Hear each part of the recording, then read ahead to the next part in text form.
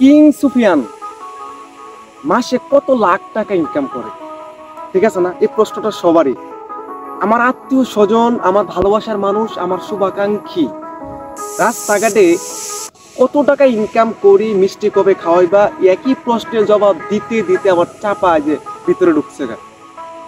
সত্যি বলতে, আর আজকে আমি এটাই প্রকাশ করব যে আপনাদের কিং সুফিয়ান মান্থলি কত টাকা ইনকাম করে। সত্যি বলতে কি জানেন, ইনকাম, টাকা ইনকামের একটা বয়স আছে। টাকা ইনকামের কিন্তু একটা বয়স আছে। সে বয়সটা মনে হয় আমার হয় নাই, মানে আমাদের টাকা ইনকামের বয়সটা হয় নাই। ঠিক আছে? আর আরেকটা বিষয় হচ্ছে, মানে টাকার যে একটা ভার, টাকার একটা কিন্তু ওজন আছে, এটা সবাই নিতে পারে না। টাকার ওজন সবাই নিতে পারে না। এই বয়সে যদি আমাদের টাকা আমাদের উপরে পড়ে, এই ওজনটা ভুলেও নিতে পারবো না। কারণ আমি আমার আত্মীয় স্বজনের ফ্যামিলির সাথে কথা তো নাও বলতে পারি, আমার ক্যামেরাম্যানের লগে কথা কই এমনি কিনা এটাই তো আমি বুঝতে হারা না।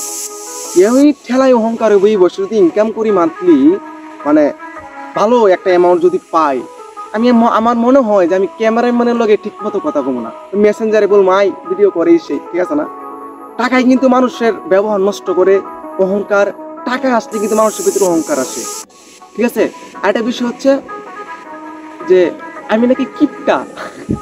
অনেকে কিন্তু বলেন, আসলে সত্যি বলতে কিপটার কিছু নাই। আপনার পকেটে টাকা থাকলে আপনি খরচ করতে পারবেন। আমার সাথে যারা দেখা করতে আসে, আমি তাদেরকে মানে কোনো আপ্যায়নই নাই, কিচ্ছু না, জাস্ট এক কাপ চা, তাও এটা বাকি। আমি আমার বাজারে একটা দোকান আছে, আপনার 700 টাকা বিল হয়েছে। আজকে কাট করে এটা কত, 725, 15 আছে 25, মানে কালকে 2 কাপ চা খাইছি, 725 টাকা এটা বাকি। আমি বলছি যদি কোনোদিন ইনকাম হয় তাহলে আমি ওটা একবারে দেয়া নেব। বাকি মানুষটা এক কাপ চা খাওয়াই, এই কারণে অনেকে বলতে পারেন সুফিয়ান তো বিরাট কিপটা।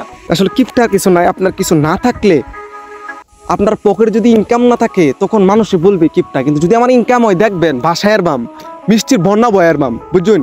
তো আজকের ভিডিওটা এটাই। কোনো ইনকাম নাই আর আমি কোনো ইনকাম করতে পারি না। যদি কোনোদিন ইনকাম পাই অবশ্যই মিষ্টি খাওয়াবো। শুভাকাঙ্ক্ষী আমার যত ফলোয়ার বৃন্দ আছেন, আত্মীয় স্বজন, সকলকেই। আশা করি বুঝতে পেরেছেন। ধন্যবাদ সবাইকে।